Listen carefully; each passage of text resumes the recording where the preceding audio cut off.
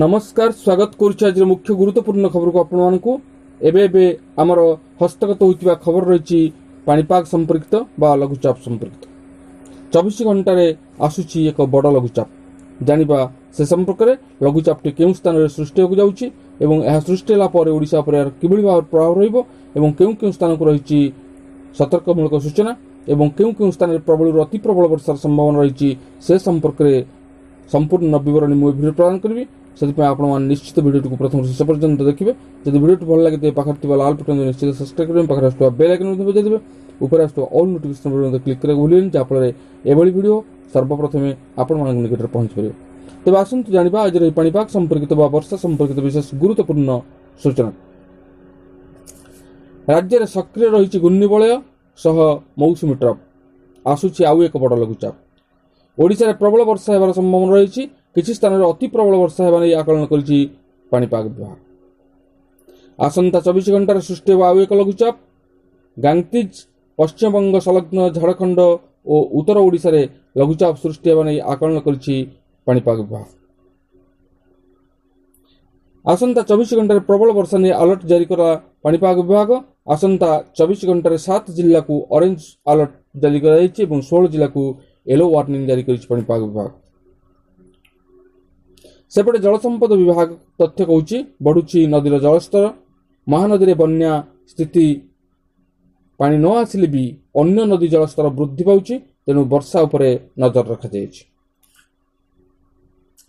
पश्चिमबंग और पार्श्ववर्ती बांग्लादेश अंचल में एक घूर्णिबलय सृष्टि होइछि। यह वायुमंडल में 7.6 किलोमीटर उच्चता जाए लंबिछि जार प्रभाव में राज्य में वर्षा लगी रहिबो। तेबे यह अधिक घनीभूत होवार संभावना नहीं बोली पूर्वानुमान करिछि पाणीपाग विभाग।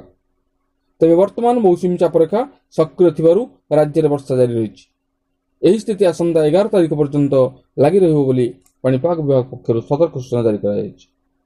नवरंगपुर कोरापुट मालकानगिरी कटक नयागढ़ बौद्ध झारसुगुड़ा यह 7 जिले में 24 घंटे प्रबल अति प्रबल वर्षा नहीं ऑरेंज वार्निंग जारी करिछि पाणीपाग विभाग।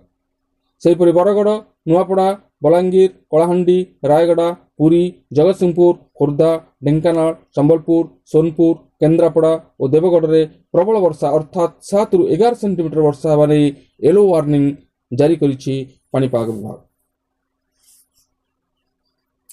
सेहीपरि बुधवार पई सुंदरगढ़ देवगढ़ झारसुगुड़ा संबलपुर बरगढ़ नवरंगपुर कोरापुट मालकानगिरी में प्रबल वर्षार संभावना नहीं येलो अलर्ट जारी करिछि पाणीपाग विभाग। सेपटे उपरमुंडे वर्षा जो विभिन्न नदीर जलस्तर बढ़ुची हेले बन्या स्थिति नहीं बोली कहिछि पाणीपाग विभाग। रेंगाली जलभंडार जलस्तर लेवल 116.24 मीटर रही। हेराकुदर जलस्तर 610.23 घनफुट रही। जलभंडार को 2.7 लाख क्यूसेक जल प्रवेश करुच्ची 14 गेट दे 2.5 लाख क्यूसेक बन्या जल निष्कासित होउछि। महानदी उपर कैचमेंट रे वर्षा कमिछि। बड़ वर्षा नहेले किछि असुविधा हेबनी बोली कहिछि जलसंपद विभाग। सेपटे खैरमाल जलस्तर 3 लाख क्यूसेक तले थिला वर्तमान ताहा वृद्धि पाई 3,50,000 क्यूसेक हेलान। यह आहुरी बढ़ियो बोली आकलन करा जाउछि कारण सोनपुर बौद्ध और कंधमाल रे प्रबल वर्षा होइछि। प्रभाव रे बरमूल नदी जलस्तर बहुत बढ़ी। कलाहांडी और बलांगीर प्रबल वर्षा होइछि। खैरमाल बन्या जल बढ़ी 4.5 लाख क्यूसेक है। ये थिला पाणीपाग संपर्कित एक विशेष गुरुत्वपूर्ण सूचना। आज पुणी देखा आगामी भिडियो रे। रहुछि धन्यवाद नमस्कार।